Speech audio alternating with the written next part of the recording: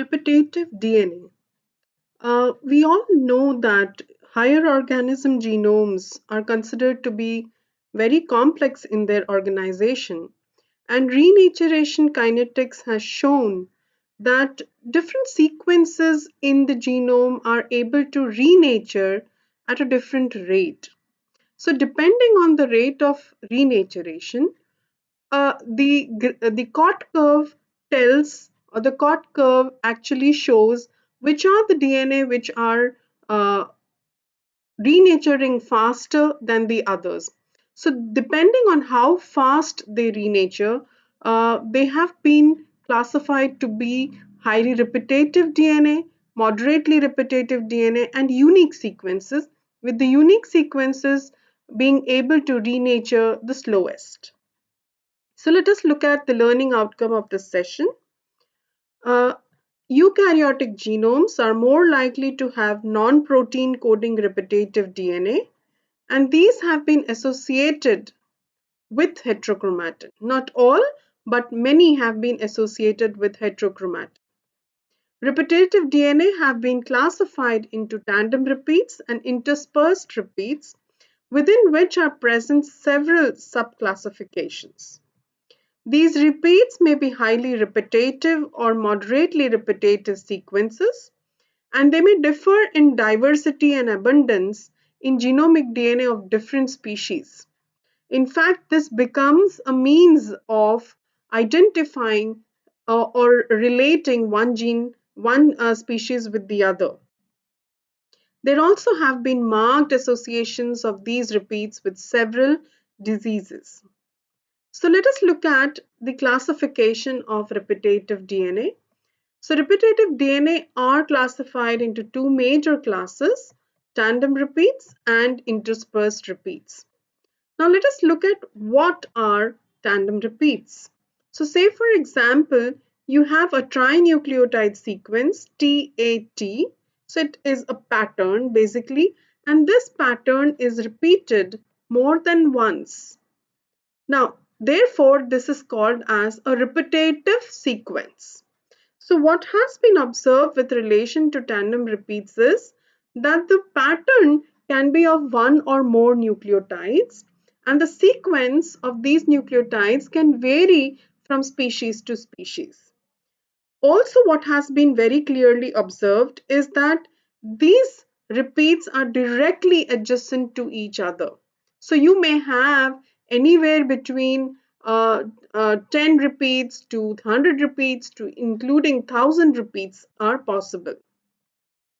Now let us look at what are interspersed repeats. So interspersed repeats are present in the DNA, but they are dispersed. So for example, this is a DNA. You might have a sequence at two different locations in the same chromosome, but they are repeating. So you may have the same sequence present in other DNA also, but they are never together adjacent to each other. So dispersed in the genome with variable lengths. Yes, their lengths can vary, and also they're not adjacent to each other. So this is something that makes it different from the tandem repeats. Now let us look at further classification of tandem repeats.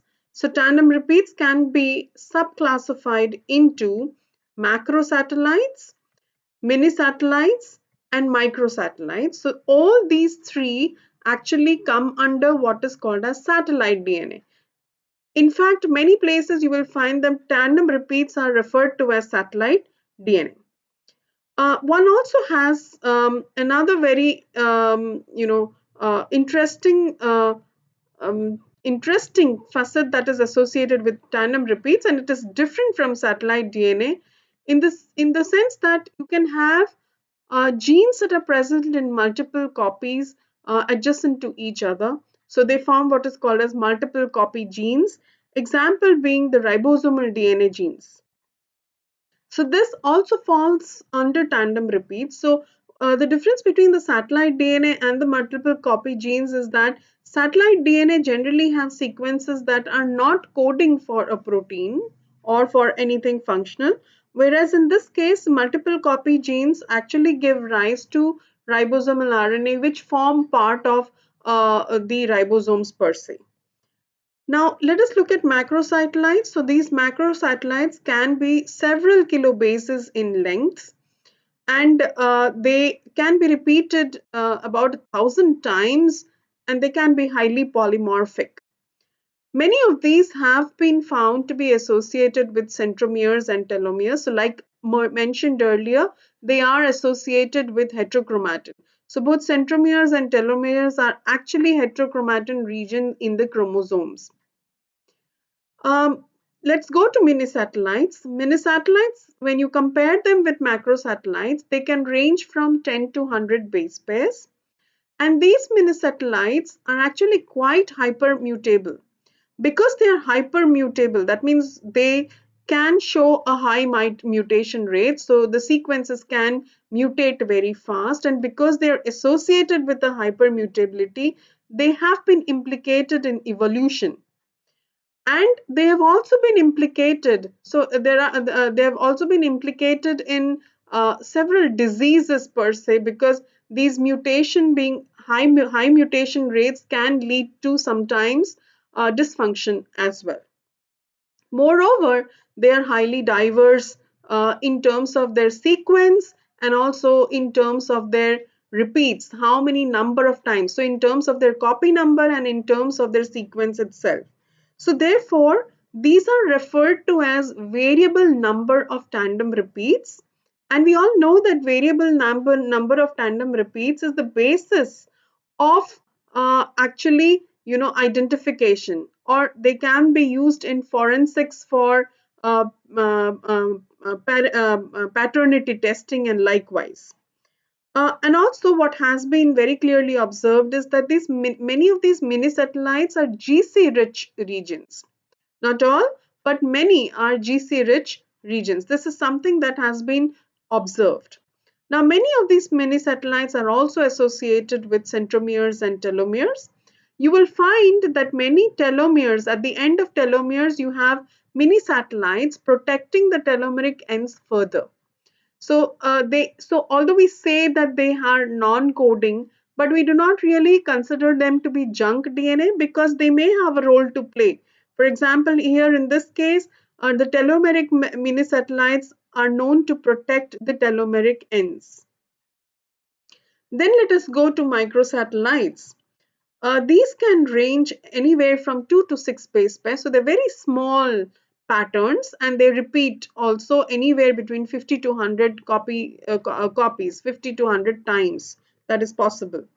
So again, okay, these microsatellites are also referred to as simple sequence repeats when you consider forensic studies, or they are also known as short tandem repeats, especially in plant identification or study of plant diversity, etc. So it's the same as microsatellites. It's not different. Only the name given is different. SSRs in forensic studies and STRs in plant studies. So these also are single locus VNTRs. We all know DNA fingerprinting is based on these VNTRs. We know that a lot of DNA profiling in cancer diagnosis is because of these microsatellites. We know that identification is purely done by using these microsatellites. So you can actually do paternity testing, you can do forensic DNA testing, you can actually use it in population genetics to find out relation between different species. All these have been possible because of these microsatellites. Interestingly, these also have high mutation rates. In fact, what has been observed is that many unstable triplets have led to neurodegenerative diseases. This is something that has been studied. For example, Fragile X syndrome is a case in study. Then, what is also observed is that within these microsatellites, you may also have single nucleotide mutation happening, and that we very know commonly is known as single nucleotide polymorphism. And these single nucleotide polymorphisms are also associated with a lot of diseases. So you can basically understand that many of these tandem repeats have an association with different diseases. Now let's go to interspersed DNA repeats. Again, when you look at interspersed DNA repeats, they are classified into retrotransposons, which are class 2 transposable elements, and transposons, which are class 1 transposable elements. All of us are familiar with the word transposons or transposable elements. Trans is transferring of position of a nucleic DNA sequence from one place to another. So it's basically also what we know as jumping genes. So they can move from one place to another place within a chromosome or between two chromosomes. Anything is possible. Another interesting point to be noted is that these transposons, that is the DNA transposons, class 1 transposable elements, they are able to move from one place to another by what is called as the cut and paste mechanism. So they remove themselves from one place in the chromosome and get inserted in another place in the chromosome. So that is their way of moving from one place to another. Whereas retrotransposons have a mechanism of copy and paste.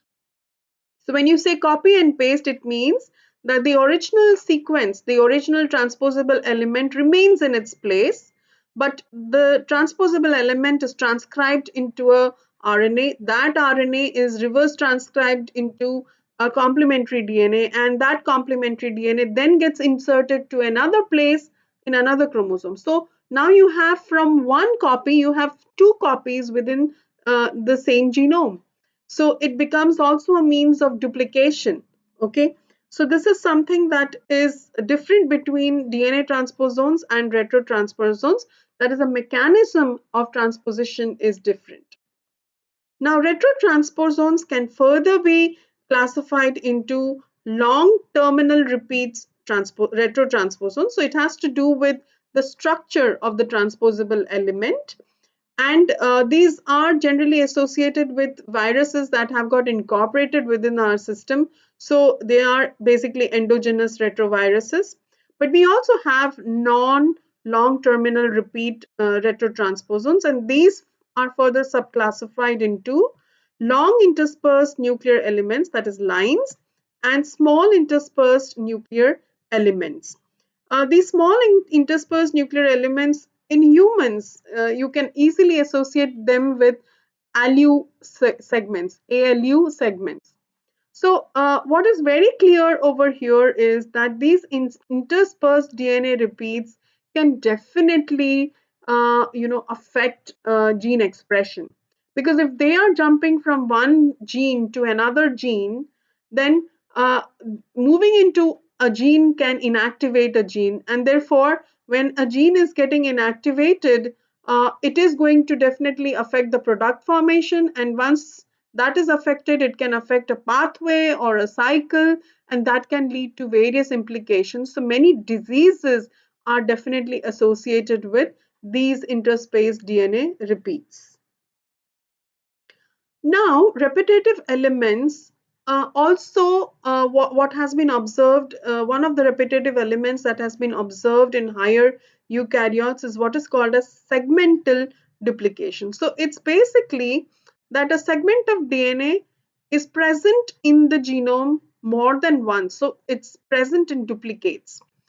So these segments are always greater than about 1 kb in size, and interestingly, these duplicates that are present in the genome share a very high homology. That means their sequences are very, very similar. So almost 90 to 100% of homology has been observed.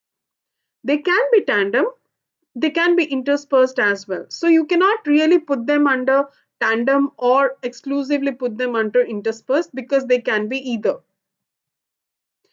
They have been observed to therefore lead to chromosomal rearrangements, and that leads to genomic instability, can lead to genomic instability. Now, segmental duplication itself is of two types. So you can have what is called as the interchromosomal segmental duplication, and you can have intrachromosomal segmental duplication.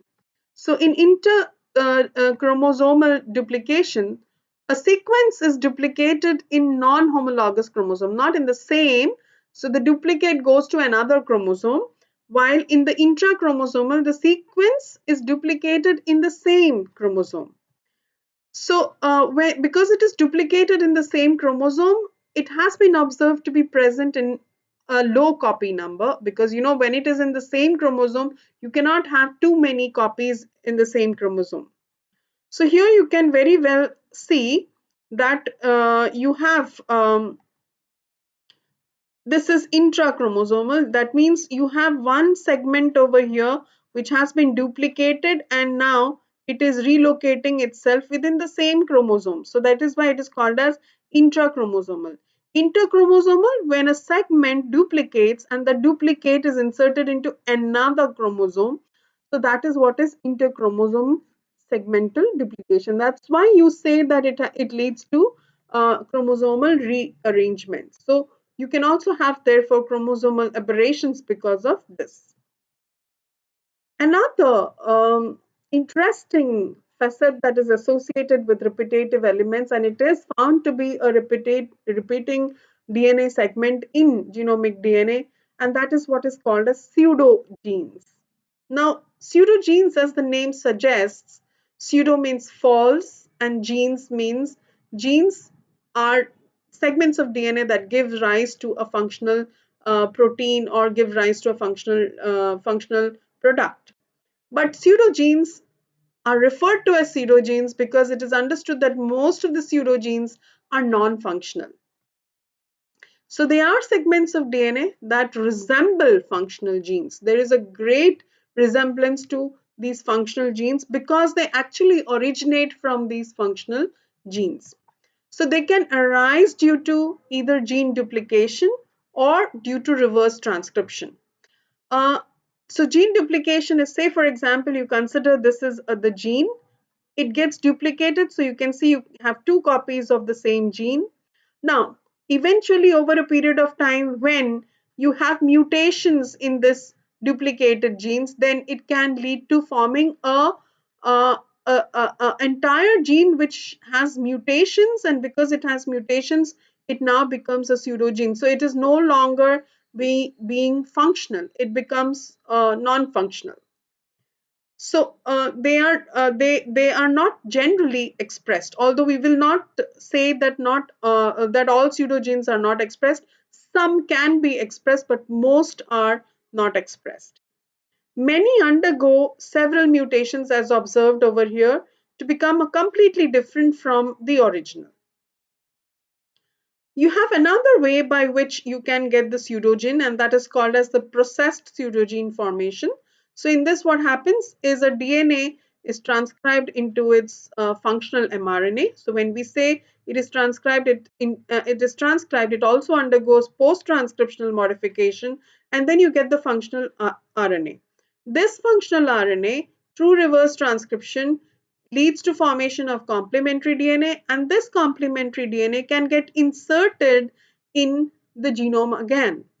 Now, when it gets inserted into the genome and undergoes several mutations, then that can become a pseudogene. So therefore, such a way by which you can have pseudogene formation is called as processed pseudogene formation. So this gene will have similarity to the original gene, but please understand that this gene will have introns, etc. So it's not processed, but this gene that is present over here is the result of a processed RNA. And so these pseudogenes are called as processed pseudogene formation. So you will find that the genome has several such pseudogenes present. And now there have been a lot of studies carried out which are showing that these pseudogenes, although non-functional, may have regulatory functions. And therefore, there have been several studies indicating the same. So let us go to the conclusions. Therefore, genomes, especially eukaryotic genomes, are found to abundantly have repetitive DNA, which are of two classes: tandem repeats and interspersed DNA repeats. Tandem DNA repeats are further classified into macrosatellites, mini-satellites, and microsatellites, and these fall under what we term as variable number of tandem repeats, used extensively in forensics. These have hypermutability and are diverse. The interspersed DNA repeats are transposable elements, and hence they give rise to genomic instability as they are able to move from one place to another, which can also lead to diseases. Not always, but many a times it can lead to diseases, certain diseases. There are repetitive elements such as segmental duplication and pseudogenes, which too contribute to genomic organization and functionalities. In fact, what has also been observed is that many of these repetitive DNA also contribute to stability and protection of the genome.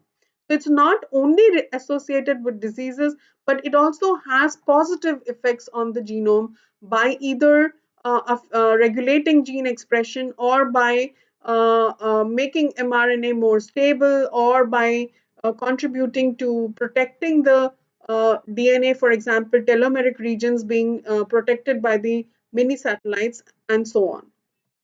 So repetitive DNA are responsible for complex genome organization.